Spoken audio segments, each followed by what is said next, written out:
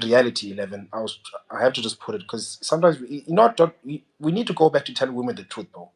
This is the problem. This is exactly why these women are single. And you This is have to exactly why know these women that are divorced. masculine, you might be with your woman thinking that you're the best player, yet you're being played more than the way you expect. I mean, What? don't always think that you're the best player. You also need to know the truth. It's not always about women knowing the truth. Well, Okay? it quite literally is. I mean, you're the one who's not in reality. I'm in reality. You are in delusion, man. Masculine, Your whole view is You're very so delusional. delusional. masculine, we have new You're speakers. so delusional. Masculine, we have new speakers. We can hear some different ideas. Hi, Joely. Okay, How okay, are you, yeah. Joely? So Hey, Sultan Yaji. Poor, poor. Uh, nice conversation, man. Yeah, thanks, man. So we're trying to get this thing in perspective. No, at least we have a balance. We have a balanced gender, so we can have one on one. So we listen to what men want, what men really desire, and what is the reason why people cheat, and what are the consequences of cheating in relationship. So let me hear your intake, Ellis. Okay, the thing is, um, human sexuality is a very complex thing because it depends with so many factors. Even for the anatomy of it, a woman anatomy or physiology is very different from that of a man. A woman, she releases one egg in a month. A dude is releasing millions of sperm in minutes in a day. I mean, he's constantly producing, sperms. So for me, the physiology part of it's so different. And the other issue too, when it comes to human sexuality, even factors of culture, where you live, how the community around you, takes the aspect of sex.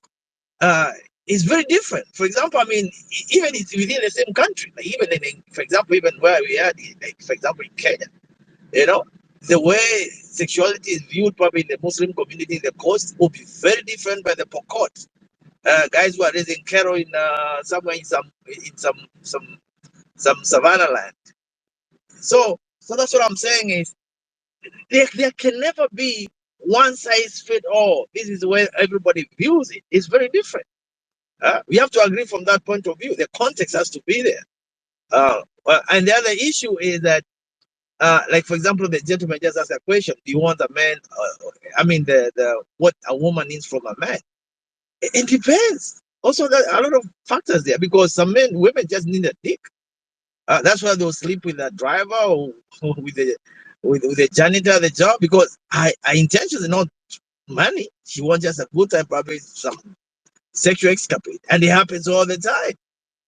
Maybe she has different kind of situation because maybe she has enough money. The father or the family is well off, and they have resources, so she can even take care of a man. It happens.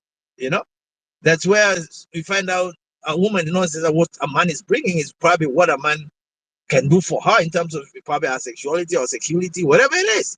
So my point too I'm coming to is there's this monologue, there is this way of thinking that things have to fit a certain way, and that it's not. But one thing is common everywhere: uh, nobody can own anybody. Human beings know how to survive, either way you look at it. Depending on the norms of the society, norms are there to be broken, rules are there to be to be twisted. So that's why a lot of men in the older times, even today, are raising children who are not theirs, and thinking the woman is there very faithful to her. Going to do the DNA, go to find out her herself don't even know the father of the children. So I think that when it comes to cheating, there's no monopoly of that. Women will cheat because think about it. Men cheat with women, right? So I think when it comes to people stepping out of a relationship, it's almost 50-50 because men are not necessarily sleeping with other men, they're sleeping with other women. So it depends on that, what you define yourself to be, your relationship with your partner. You know, you go to, as I don't want to keep on repeating myself, but you go to, like, for example, in Japan, their culture about human sexuality, I mean, it's so different, very different from the African way. Because, for example, Japanese men, they have these tea houses, and depending on your wealth, it depends what tea houses you go to. They have this called geisha, and the geisha is a woman. Her job is just there to not just serve coffee, but how to please a man. But it's a cultural thing that takes years and years of not actually practice, but of coaching. They have to go to a school. They have to pass. They have to pass almost some QA quality. I say some. I can't say an exam. They have to go through some training to be a geisha. And then now that so she can work in these tea houses, and it's known, they are there to serve men. That's from a Japanese society. So, but at the same time, I mean, you come in the West, where the same situation, sex is sport. Women, because maybe they have even as higher income as men, sex for them is just entertainment. That's why they have strip clubs, they have escort service, they have. There's one gentleman who was saying, "Oh, women will cheat because they have a reason." No, come to the clubs, go to people hook up in a minute and do their thing, just like that, because maybe she likes you at all. Situation. Oh, I've never been with a black dude, and they don't care, and they do their thing. So this is what I'm saying is, human sexuality is so complex, very complex, and depends where you go. For the first time seeing a strip club in the US, I was like, wait a minute, people probably naked like this? Yeah, they do. And that was way back in the 90s. So, yeah, that's my take on it, Sultan. There's a lot to put in context to define the relationship. So it's complex, I've seen, I don't know if you have been to like a swingers club, where you come with your wife and or your girlfriend, you have 10 other dudes with your girlfriend, and they exchange partners. What do you call that now? We have situation whereby it's crazy. I mean, there's swingers club, there's all kind of things that goes on depending in the world, depending where you are.